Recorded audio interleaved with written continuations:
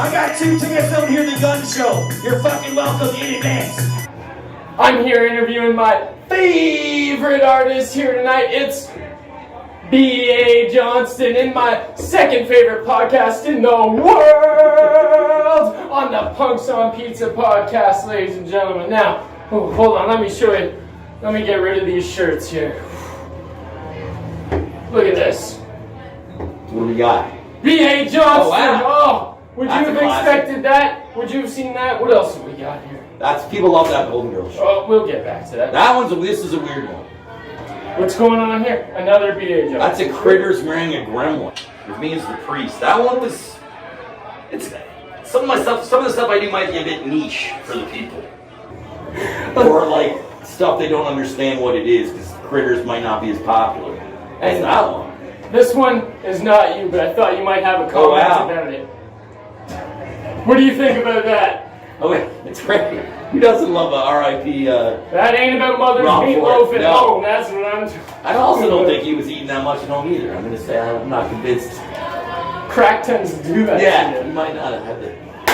All right, B.A. Yes. Enough about Mr. Ford. We gotta get serious. I want you to take me back. All right. Take you Before B.A. Johnston, the one-man band of one-man bands, if I might add. Did you pick up the keys or the 6-string first? It was all guitar first. Was at my mom's, and I was kind of hungover, and she was kind of yelling about something, and I was hiding in the basement, and I found the white keyboard under the stairs, and I thought, oh, maybe I could use this in the show. So I started using the white keyboard, then I got the black keyboard, and I didn't want to carry any more keyboards, so that's when I started getting beats, because I was like, 2 keyboards is all I'm carrying. How long was it before you picked up the 6-string? I started playing guitar in university. In university? Holy shit. Were there any bands? High school? Pre-BA? I was in a band in high school, but I played bass, I think. And I was real bad. I'm not a good musician. So. Where's the recordings of that? There's none of that. So there's some recordings of my first stuff. Why do I picture B.A. Les Claypool around? It was not far off from that, except not as good as slightly less good than Les Claypool. You can't hold yourself to that. Now, so you were in a band, you played bass. When did you shift toward the one-man band approach? And did the band dynamic push you to that in any way? No one wanted me in their band, and all my friends were in bands, so I just was like, well, I'll just do it by myself. And plus there was like Daniel Johnston, I was a big fan, so I'm like, there's stuff that I like where it's just one guy, so like, I can just do it by myself. Okay, we're going to get into that kind of realm of things later, so. Danny J, we call him in the streets. This kind of comes back to that. What were your influences before and after that change? When you started playing bass with the band, what were you going for? And then when you started I think when I was in a band, I was just so bad at playing bass. I just was like, whatever we can easily. It was just Louie, whatever I could play. You know, I mean, we not even that. And then for the solo stuff, it would have been probably like a lot of Dead Milkmen and Violent Femmes and Daniel Johnston stuff. Me more Daniel Johnston because then I saw like. Your skill level doesn't. You can write a good song and not necessarily be technically a great musician. For sure. Totally, yeah. You see that. Which was good for me to learn that. Especially in his guitar days, you see that for sure. Now, how long, once you channeled in on that, how long were you shopping live act before that first album? I mean, I played live a lot in Peterborough because I booked bands, so I would open for a lot of the bands. But I found when I started touring, that's when the show got better and became what it was. It was all just like, how do you entertain people that are drunk and don't care about you and don't know who you are, and you're in like Sault Ste. Marie, so, I'm like, well, I'll come up with sparklers, or I'll like shoot this confetti. Like it was just basic tricks to make drunk people pay attention to it.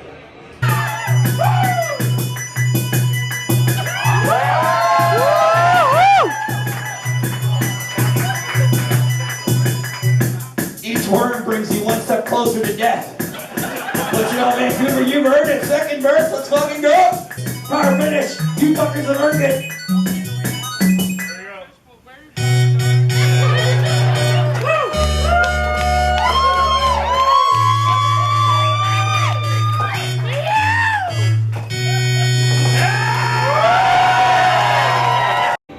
Well, that leads to the next thing. next question. I'm saying between the first and second album, there's a noticeable shift towards the comedic side of things. I know you had said about your first album, you're like, I'm whining all the time. But your second album, you start to incorporate that humor that we come in. But I think there was always like some humor stuff in the first stuff, but it was definitely a lot more like, why doesn't she like me albums? Now I know why she doesn't like me. So was it intentional to go to something more comedic, or did that just happen? I was always kind of between those two. I had the idea of like a spoonful of sugar makes the medicine go down. So you have something depressing and it's humorous. Sometimes it's more palatable for someone, you know. So you could write something really sad, but then kind of twist it so it's a little bit funny. I think that definitely stands out for a lot of those early albums. That's for sure. Now I know, as far as putting out albums, you put out a few albums on your own and through a few couple different labels. Tell me about the first label, the signing, the releases, and how that's changed over the years. I think my first label was probably my favorite. It's called Just Friends in Halifax, and what I liked about it, it was real community-based.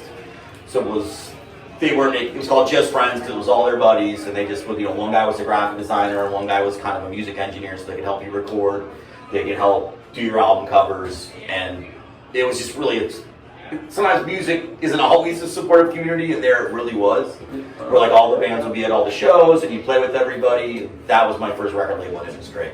The record labels I have now are, like, I'm on Transistor 66, and it's run by this guy, Art, who's super nice, but it's almost like they're more like a patron of the arts, where they're supporting you, but there's not really that much they can do now. Like, they're just kind of like, they'll help pay for things, and they like the music, so they're supportive. But I really wonder, like, what a label can do for you in this day and age of labels. The internet has changed things a bit. That's definitely fair. Now, I know you from Peterborough, where there seems to be an extraordinary response, and you have great responses all over. But Peterborough always did seem more special, and I'd always heard that you lived there, worked there, went to school there. So what's your connection with? I went to Trent, and I lived in Peterborough for probably close to 8 or 9 years. So that's where You're not a doctor? No, I really. I didn't do well at university. But yeah, so I played a ton of shows. It's kind of where I cut my teeth playing live. And there was always lots of good bands. It was another thing where I think the community in Peterborough, for the most part, was great for music. There was always, for a town that size, there was always bands that would be better than you'd assume, for 70,000 people. On the topic of venues and where to pick and all that, are there any that stand out to you from the early days as where you got your chops?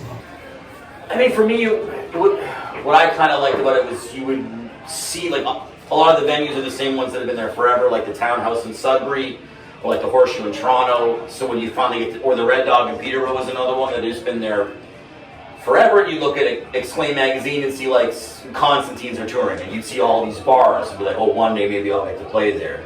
And then next thing you know, you're playing the Red Dog, and it's like, holy shit. It's kind of like, I made it. But then when you're playing the Red Dog 10 years later, you're like, oh. Those bathrooms still smell the same the first time I came here. Yeah. We spoke about a little bit of your musical influences. I'm curious about your comedic influences. I don't have. Neil Hamburger, I guess, would be the one. Definitely stole several of his jokes. Okay, because the next thing leads into some comparisons that have been made in the media bay, but more so than the ones that have been made, I would think Chris Farley. I don't get Farley much. It's always Stomp Tom. Stomp Tom, Gigi Allen, which I've always found very odd. Vice compared you to Gigi Allen, and you've been compared to Stompin' Tom Connors as well. Stompin' Tom I get a lot just because I think I play a lot of small towns and I have songs about super Canadian. The Gigi Allen, that was weird because I'm like, well, I don't like eat my own poo. But then the guy who wrote the article was like, well, you sound like you have the same singing voice. You blow snot, which would have been a saving I stole that from at any Gigi Allen show. I saw SNFU and he was doing Snot Rockets, and I used to have to bring Kleenex on stage. And I thought this will save a lot of time. But also be gross. Like, people they don't love the snot. I think venue owners specifically. Yeah, a lot of, especially in some really gross bars where you're like, I'm surprised they care. They care about that. We're going to come back to your punk cred and influences a little bit later, but now you had a DVD out. This is what 110% smells like. That has been out of print forever. Cat peed on all the covers. That's what you told me many, many moons ago. Now, how does that film stand with you, and do you plan to re-release either that or a new DVD Blu-ray? No, I don't plan on releasing any DVDs. I think it holds up fine. Like I enjoy watching it because it's filmed in 2006 in Halifax, so it's a nice snapshot of like what was happening in Halifax at that time. And Halifax in 2006 was like you could do a local band show and like 300 people would show up. They were like everything was popping off, and it was special to be a part of it for me. So okay, because the next one is there's a noticeable difference, especially on the older albums, between the way you sing songs on the album and the way you do them live. And I think the most relevant that comes to mind is it would have to be like The Best Day Ever. You know, when you listen out on the album, it's McDonald's Coupon Day. Yeah, and then when you hear live McDonald's Coupon Get a pizza, so underrated. McDonald's pizza, R.I.P. You always meant the world to me. You used to haunt my dreams. I love you, mac and cheese. I love you, mac and cheese. Dollar menu millionaires got so many junior chickens that they fall from the air. McDonald's coupon day. McDonald's coupon day. Gonna get a pizza, so underrated. McDonald's pizza, R.I.P. You always meant the world to me. You still haunt my dreams. I love you, Mermaid cheese. I love you, Mermaid cheese. Let's go track suits everywhere. Got so many junior tickets that I just don't care. McDonald's coupon day. McDonald's coupon day. I mean, on the albums, it's like probably I didn't play it live, and I would like rush it and get in the studio and record it. So you haven't played it a million times, and then when you play it live, you're always trying to sing louder than the PA. So you're always kind of like it has a bit more intensity. When you sing in the studio, it's hard to kind of nail what it sounds like live for those kind of songs. Now, I don't know if you would agree, but I would say from Gremlins 3 onward, there's been a much more accurate representation of the live show as far as your vocal approach and kind of just the rawness to it. Yeah, different producer. He was kind of trying to get more. I think he's capturing the live stuff a little bit better, like what he sees me as being, Because a lot of people, I think, would dislike the albums because it's not the show. Has that been the same team from Gremlins 3 to Argo 3 to Argo Suck has been the same producer but different musicians. It is noticeable, but on the topic of musicians, this next one, I know you were playing with a band that was from Ontario, I'm saying out east. They were from out east, right? That you did a few recordings with on an album. Was there a specific band? Gremlins 3 had a band called Reagan's Ray Guns on it. We're from St. John. And you did one show with them? I played a lot of shows. I never played with them live, but we would play together. Oh, they're a great band. But they never. I've never done a show where I've been backed up by a band. Oh, do you see yourself doing that? I just feel like I gotta practice. I have to figure it out. I got a lot of, I'm a busy man. I got stuff to do. Can't be practicing. It's hard to split those problems between Mother's Dodge Grand Caravan. Yeah, there's a lot of chores around the house I gotta do when I'm not on tour. Alright, in relation to those particular albums, the bands that are on the track, what brought that decision on? Was that particularly behind the scenes? It was all comedians, like Werewolves was recorded on, what was recorded? I don't know, one of the islands in BC, I can't remember which one. It was a nice one, it was pretty. Sunshine Coast? No, something else. Not Quadra. I don't know, one of the islands. But so we got Vancouver people playing on it, and they were from like a metal band called Ape War, so that's why I think Werewolves is kind of heavier. And then the last album, Argo Sucks, was in Newfoundland, so it's folkier because it's basically just call, like, what can we get on this record? It's like, let's get a fiddle player. It's Newfoundland, so everyone plays fiddle, so it's really easy. But it really bases just who's available this week when I'm recording. You know what? I love these fucking segues. It kind of leads into the next one. The demographic of your shows ranges from, I've seen mini-clad skirt college gals screaming about McDonald's coupon day to leather-clad high mohawk punks living the alley beer's life. What do you feel about your demographic? Was it ever meant to be that? No, I love love looking out and seeing how much of it it's. I find it's a real mixed bag because I only appeal to like 4% of the population. It tends to be You're lots of underselling different it. people, but it's cool to look out and see like punks and like metal dudes, and then like just kind of straight up normal frat kind of types and college kids, and then you look out and there'll be like a 6-year-old guy in the back, and you're like, oh, I love that. It's awesome. What do you think about your personal punk cred? I don't think when I first started touring, it was all punk shows. So, I mean, I feel like I kind of got my start playing like punk houses and all that kind of stuff. But I don't know if I'm a punk. People are like, oh, it's punk stuff. But I'm like, I don't know. Like, I like punk music, but I don't know if it's the same shit. To me, a big part of punk is DIY, and I don't think I'm doing it anybody myself. tackles that better. Sadly enough. It would be nice if it was do it with other people, help it. Because I've got a kick out of that, watching just the demographic of your shows is right across the board. It's like the backyard yeah. shows too are crazy. You know, get shows where it's like some 50-year-old guy's birthday party, and next week you're playing, it's like 30 punks in Welland in a backyard. So you like, don't know what you're going to get. All right, now this one, I remember last year in Nanaimo, when you played there, you were on the ground rolling around, and this very handsome young lady tried to sit on your face, to which you jumped up, uttered a groan of disgust, and carried off. So I wake up, so stoned, passed out on your front lawn. And as I walk home, oh Jesus, girls on skateboards, they cut black. And I wondered how often you're faced with this as the Canadian sex symbol that tours the land. I'd say rarely. That Nanaimo show was pretty crazy. I think I was just kind of like, there was a lot going on. You've never had to make room in the back of Mother's Dodge Grand Caravan for guests? The snot really clears that, creates a barrier. Not Molly Crew in the day, back No, not as much as you think. there? Being an experienced traveler of the Great White North, I was wondering if you could name this is a hard one, it's rapid fire. If you could name a definitive beer for each province, from west, where we are, to east. Probably easy to go east to west. The Newfoundland would be India.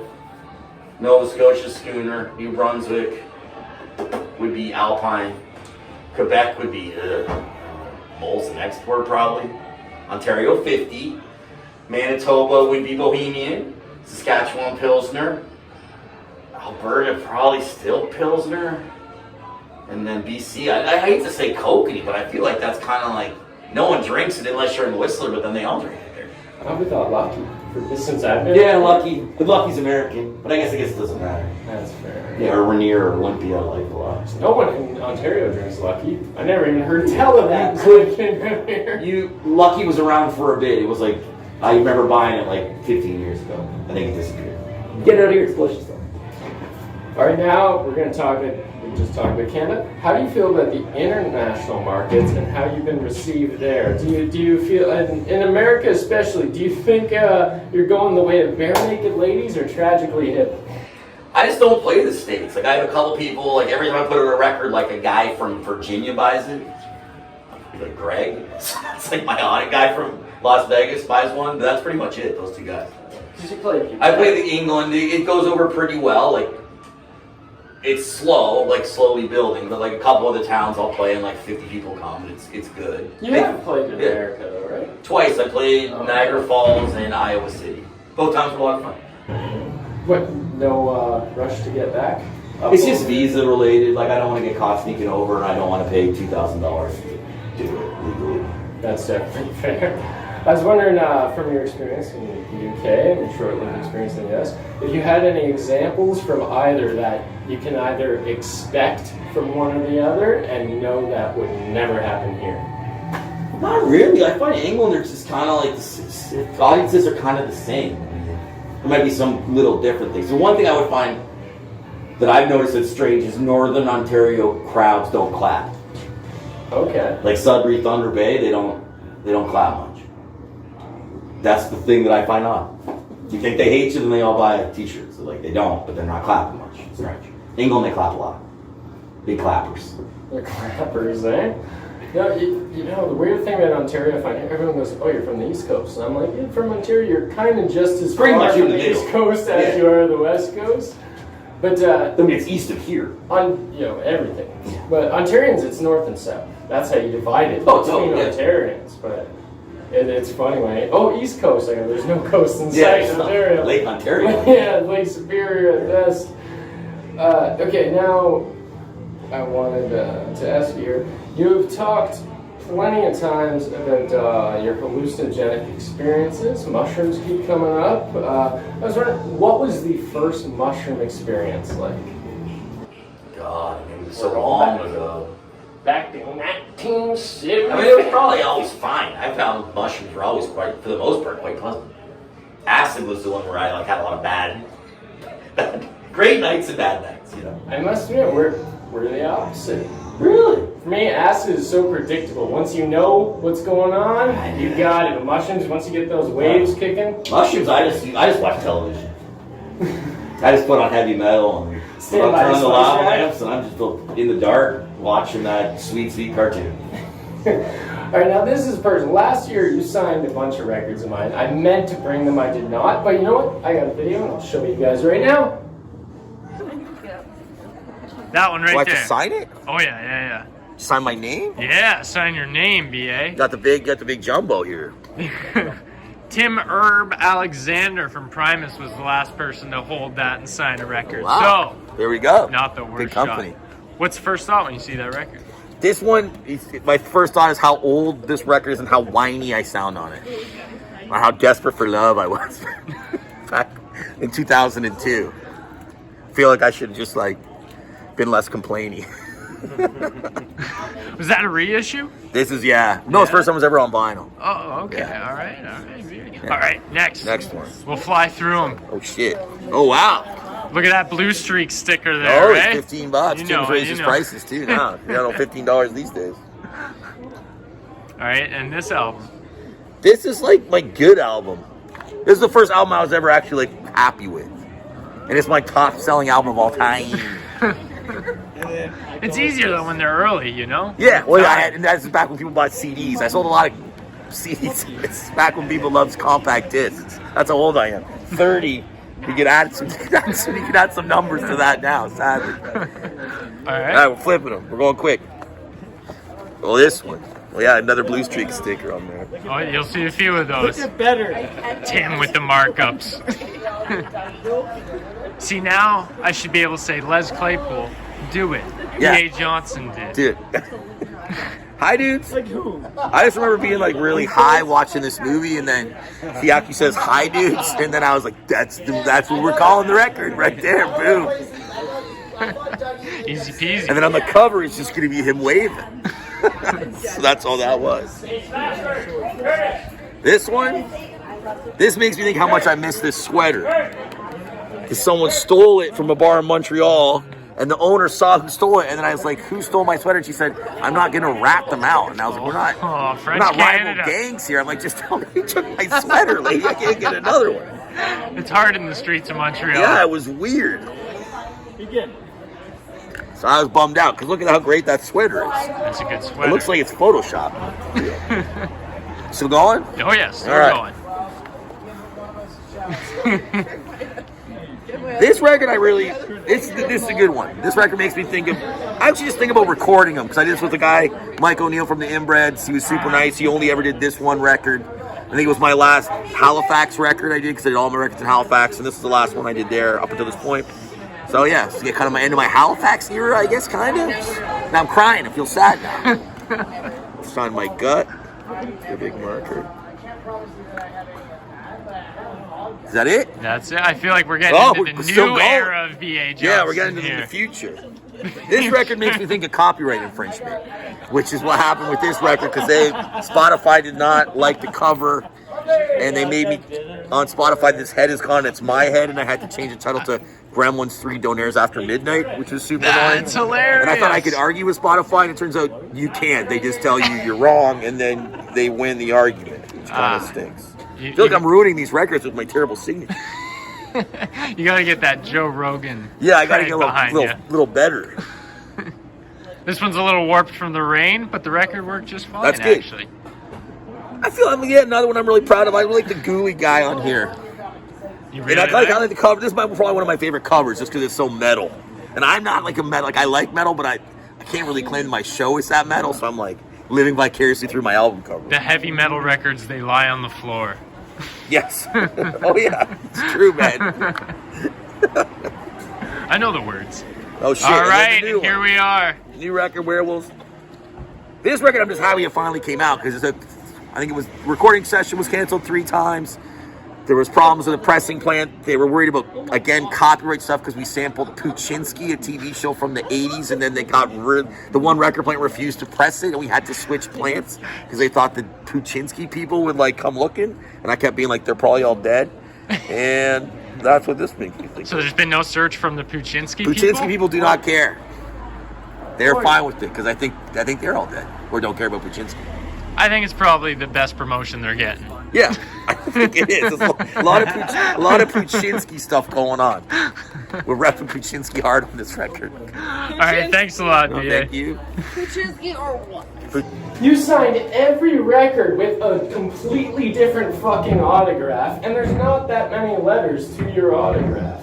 Are you aware of I have this? 4 autographs I do. Like, reach for the stars, reach for the skies, stay in school, have a neat summer. I think that's it. Is there reasoning behind this, or is this completely Positive behavior? messages. Positive messages for the people. I couldn't think of anyone. People do get annoyed. Like, you signed every record, reach for the skies, and it's been like 5 records. No, I don't mean words. I meant the actual formulation of BA. BA Johnston. There's some where you write B, capital B, and small A. Oh, it depends how much room there is to write on the capitals. album. Yeah. If it's like a dark colored album cover, less signing. Green, you can sign more. Alright. I'm gonna play the video. Let the people at home decide. All right, look at this. You got BA with double quotations. You got BA with single quotations. You've got BA with an underline. You've got BA with a filled in B and a little check. You've got BA with a mostly filled in B and single quotations. BA with an underline and a little check. And then BA with an underline and an exclamation mark. It was lunatic behavior, if you ask me. Now, beyond mushrooms. Now, we're gonna get serious here. Were there any hard drug experiences in your past? I'm talking Nicky Six fixing up into your fiddlesticks, you know what I'm saying? Done it with like a lot of ice and freeze, Wanna go hail, and stop? you know, all that stuff. I was doing a lot of hail. It's tough. Cleaned up though now. There we go, there's 6 of mushrooms by the spice. Yeah, just rack. mushrooms and heavy metal. It's the only drugs you need.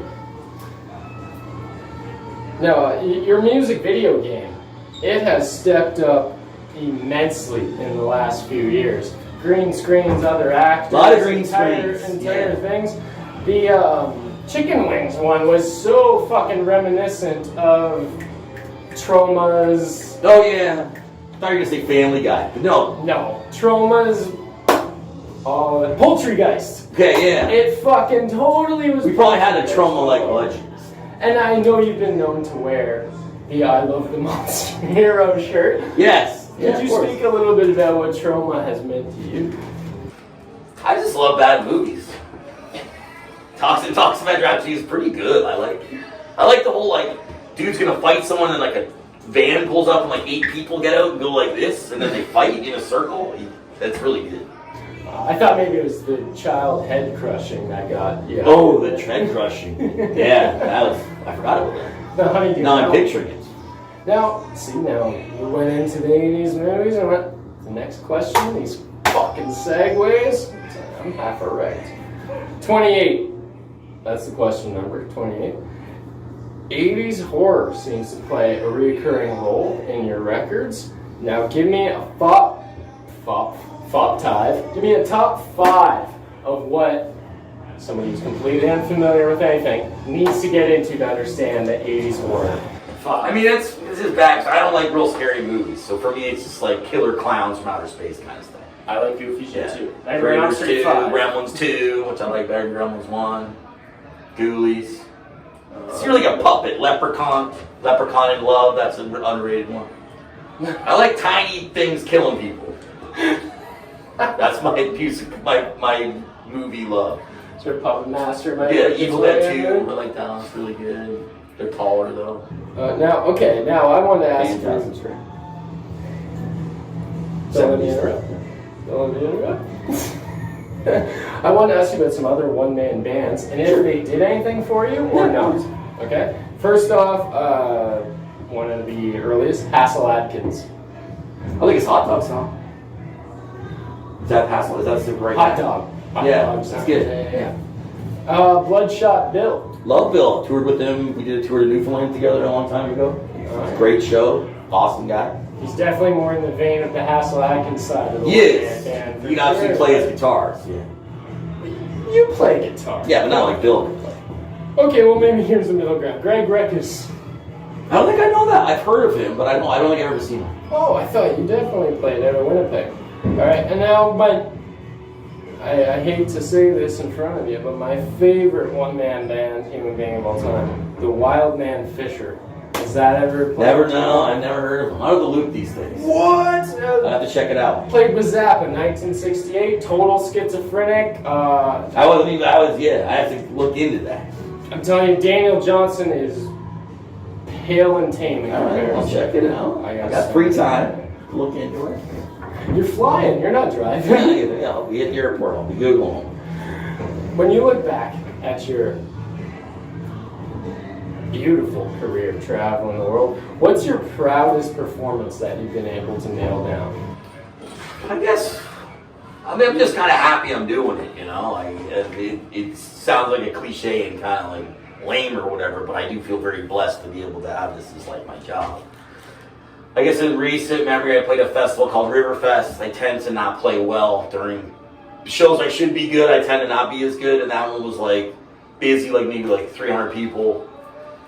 And this kid I know was there. His mom showed up, and she was like, "Oh, we're gonna watch you." And the kid was like, he's like 9. He's like, I'm like, "Oh man, you're here." And he's like, "Are you gonna swear?" And I'm like, "Well, I can't now because you're here. It's gonna throw me off." He's like, "You should say shit." And I'm like, "For you small kids, I'll say all the swear words." And he was like super excited. So he was like front row, and I was like swearing, and he'd be like, "This kid says I should swear," and everyone was cheering, and he was all embarrassed. Doing the full uncensored. Yeah, I just did the full show like uncensored, and there was like a lot of small children like dancing in the front. So I was like, Dirt Mall. it felt really. And the audience was just really into it to the point where I had to like just walk away. Like I couldn't play anymore because I was like cut off. But they were like screaming, and I'm like, I'm just gonna have to like wander off into this field. So I just walked off stage and just kept walking. That's when you go into a 10-minute rendition of Deep Fryer. Yeah, You get the crowd going, Deep and Fryer. then you just wander away and let them clean up your mess. You know, when I saw Dee Snider, obviously, and Rockfest, he comes out, and he goes, "Okay, now that I understand what Rockfest is about, it's about cramming as many people as quickly as possible, so we get 20 minutes, and then he went into a 7-minute rendition of We're Not Gonna Take It. They started off with an acapella, "We've got the right to choose it," and I was like, this is fucking immaculate. You see people scrambling, I'm so proud. Don't be afraid, BA, you take that shit over. You're bigger than all. What I try and do. Alright, now we're going to talk about your best. Now we're going to go downhill before the end. What was your absolute worst set? The one that you recall and just sends shudders down your spine. There's been a couple shows where the audience wasn't into it or just like I wasn't on. There's been not a ton where I'd be like, this was a total wheels off the bus. I find you'd be like, well, this wasn't my crowd. There's things you can do. There's been some technical shit. There's definitely been some shows that have been clunkers, but there's been nothing where I would be like, holy fuck, I'm like, oh wait, I called the girl a cunt once. That was bad. Show was still good, and she was being a cunt, but the audience did not like that. You ever went up and puked all over your shoes and had I to call puked on stage and they don't like it. But I ate all this Indian food. That was when I just was like, you can't puke on stage because the audience is never going to be like happy about it. See, this is where the GTL. Oh wait, I drove all the way to a festival in Thunder Bay and the sound was terrible. And I basically was like mentally not doing good. And some guy kept like bumping me in the crowd and I just was like, I played for 15 minutes, was like, fuck it, I'm leaving. And I just stopped playing. That was actually really bad. Feel bad. Sorry, Tumblestone. I love that festival. When was that? Probably like a couple years ago, 2 or 3. Oh, wow. That show. It happens to the It best. does happen sometimes. Fuck, look at Morrissey. Yeah. He doesn't even have a good show anymore. He's got some, hopefully you have a few good ones. Don't worry, you're not opening for Morrissey. You can knock. Not tonight. All right, now this is the way I end every Punks on Pizza podcast. And don't you dare say this right now. What has been your absolute worst venue bathroom experience? Probably the Red Dog before the show. You're not the first on the podcast. Because I went to the Red Dog, which I love the bar and I love the staff, but I got there early. There's nobody there, like, and it was just, you know, like the Red Dog. It's like you're going to an empty bar, and I'm like, I had to go to the bathroom. So I went in the bathroom. There was already all the toilets had shit in them, but I was like, I'm the only one here, and it's not even open yet. So it was like, how long has this shit been here? Since the last BA. Yeah, like who knows? That freaked me out. That was probably one of my least favorite ones. And that wasn't even an encore. I just was in there like trying to pee, and I was like, you gotta put a little sponge action going on. See, the great thing is in this podcast, I've had people say, oh, you know, when I toured Spain or Germany, their toilet situation. Red Dog was definitely the worst in the country. But I think you're the third person to say Red Dog on the entire podcast. Yeah, it's real bad. Which is meant. Thank you so much. Thank you. Well, look, happy to do it. One day, I plan on breaking down Chris Johnston as a creative soul, but this All one right. I felt, yeah. Thanks so much, man. It's a song about serving people with a cat food fork when you're mad at them. Woo! Mom comes over, she's bitching again, get a real job. Mom comes over, she's bitching again, get a real job, yours is just pretend. Why can't you be like your brother Bob? Got a real haircut, got a real job. Look beside a plate, what do I see? A little tiny fork, and it laughed at me! Cause an hour before, she came through the door, scooping cat food onto the floor. Fuck you, mommy, with the cat food fork. Eat with the cat food fork. Fuck you, mommy, with the cat food fork. Eat with the cat food fork. Piss me off and I don't get mad. I don't scream, I don't get sad.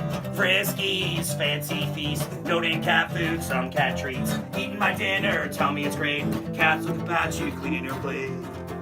Fuck you, Manny, with the cat food fork. Eat with the cat food fork. Fuck you, Manny, with the cat food fork. Eat with the cat food fork. Woo! Yeah!